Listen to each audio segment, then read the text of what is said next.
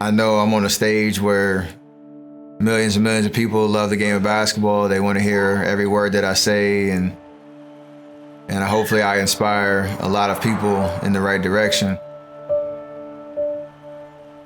But O's impact is as tangible and as important as anything. He's arguably one of the best players in the world, the most popular player in the world. We have a relationship where it's like, okay, you're my friend. It was a cool childhood, getting to know him, creating that bond, and now that foundation's still there. But it's very hard for me to watch basketball after what happened. It's hard sometimes to put into words, but to understand how quickly things kind of escalated. I look back at the story and how everything happened. And ultimately I went a different way. Okay. Because it gives me a sense of direction.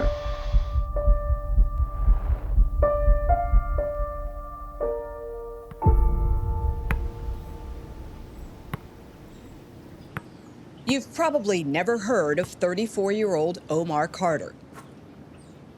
But once you've heard his story and about his lifelong connection with Steph Curry, it will be hard to forget him.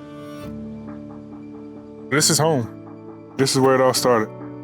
This is where I met Steph and Dale and the whole family, and the rest is history. Playing AAU basketball growing up, we connected really quick. I knew he was a talented basketball player. He kind of had like that gravity around him, like anybody that talked to him felt comfortable, felt at home. We would eat together, we would sleep together, we would play together. It was basketball 24/7. For me, it was more of a brotherhood. Soon, Omar was spending time not just with Steph, but the whole Curry family. To play sports, when you had to get your schoolwork done, you had to stay out of trouble, obviously. A lot of kids growing up with my kids saw that, so they gravitated toward that. In 2006, when Omar was 16, his parents decided to divorce. They were yelling at each other. I wanted to be out of the situation. I text Steph, I'm on my way, or I call Dale, can I come over? And I left. It was a real purpose to support each other no matter what it was, and be there for each other. And I mean, we take care of each other. That was the biggest thing. I think we appreciated that love and that connection. It was an open door policy as long as you knew the rules once you came in the house. And again, the structure we're here, we talk to them about life. This is a place they can come, talk, hang out, and get things under control. I just told him, I don't want to go home. And he said, you can stay. So that was my senior year. I was away from all my problems. It was almost like me being on the basketball court.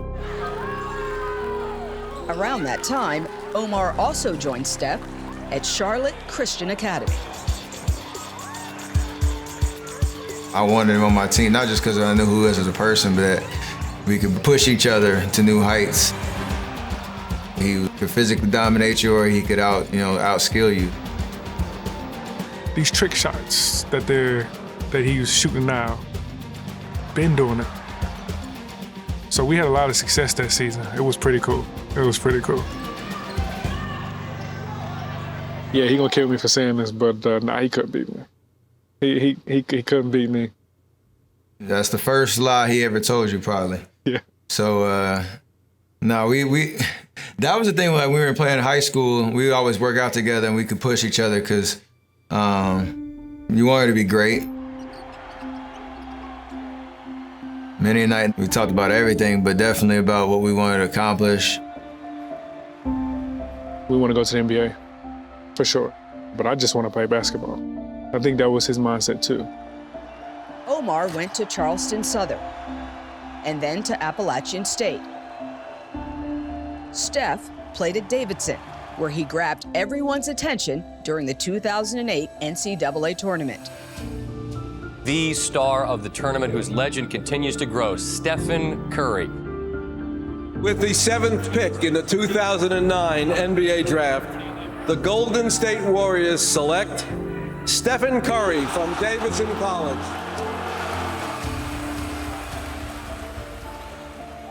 Seeing your friend, it's like, okay, cool. Okay, this is motivation. This is what we talked about. I said, okay, it's my turn. But Omar was not drafted. He played in Brazil and then the Dominican Republic, trying to catch the attention of NBA scouts. That will to kind of get to that next level was always there. I always just knew he could accomplish whatever he wanted to, and no matter where it took him in the world, he'd be ready for it. Then came the summer of 2013.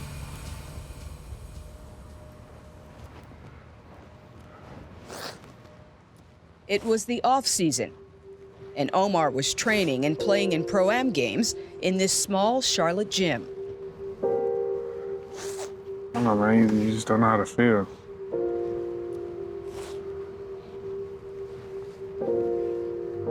It was almost like I hear the game. I get the chills. But it was taken away from me, though. Well, it's just a simple fast break, and Omar comes down the court and he makes a simple bounce pass to Dorenzo Hudson, who lays the ball up. And as he lays the ball up, Omar starts, to back pedal. I remember he just sort of stumbled backward. I actually thought he tripped. At that moment, it was like almost a dead silence, like an eerie silence. All I heard is, he's not responding. Let me in, I'm a cardiac ICU nurse. When I checked his pulse, it was thready at first, and then I lost it and started CPR. There were a ton of people around, and then we were working on trying to get the defibrillator.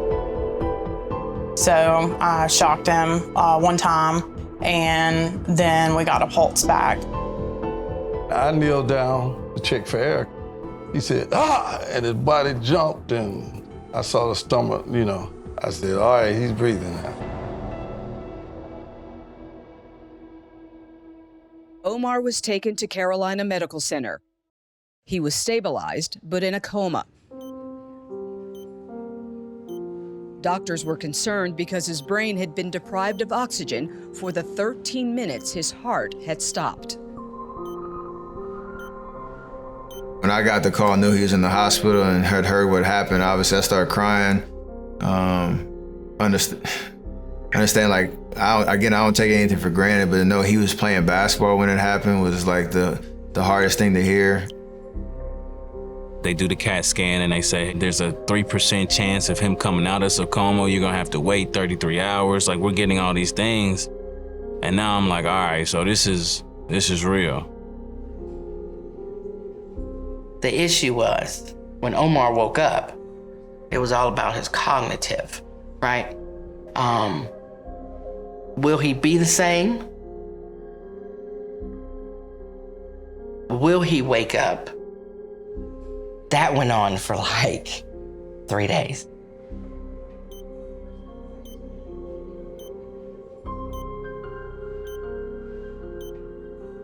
Myself and my mom was standing on each side of the bed.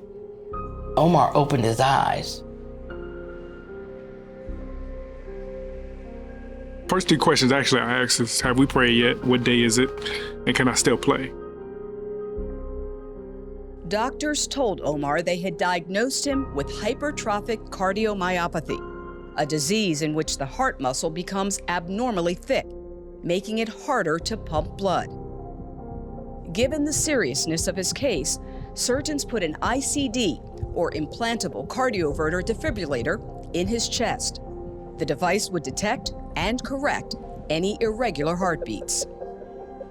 I told him, I said, Omar, I don't know that I can clear you to play basketball. I'm sad, I'm crying. Like, what are we talking about here? I'm feeling some way now because I know how I felt at the time. You fought all your life for this. That's all you know.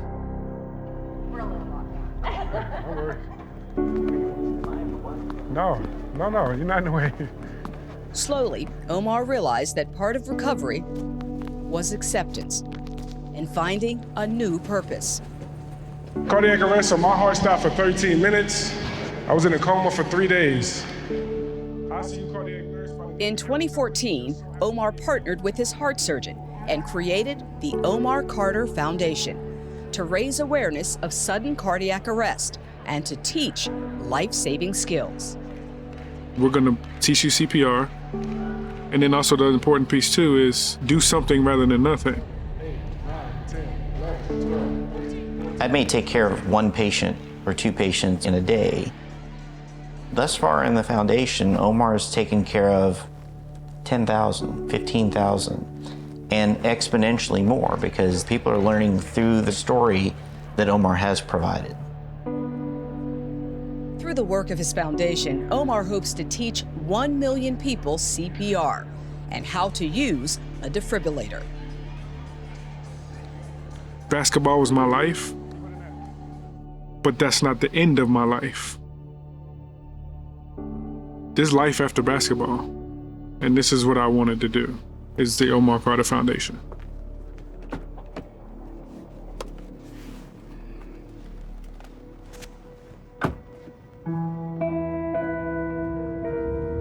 You know, you always get excited to see him in action, but even better because, you know, your friend is coming to town. Now you know the story of Omar and Steph, two friends with an undeniable bond. Don't believe anything he says, by the way. Don't believe anything he says. You know what I said. Except where he buys his bow ties. That's it. The only thing I said was, you know, back in high school, you couldn't beat me. That was the real thing.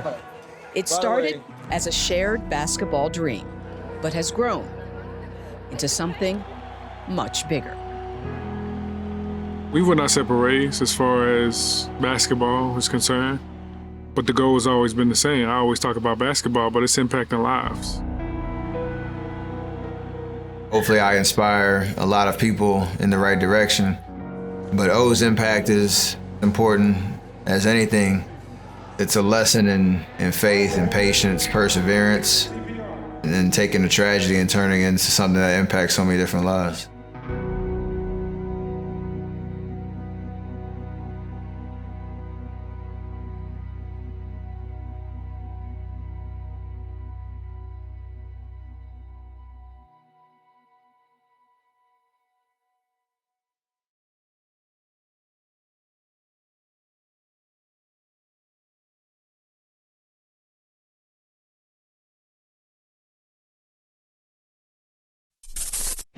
Thanks for watching ESPN on YouTube. For live streaming, sports, and premium content, subscribe to ESPN+.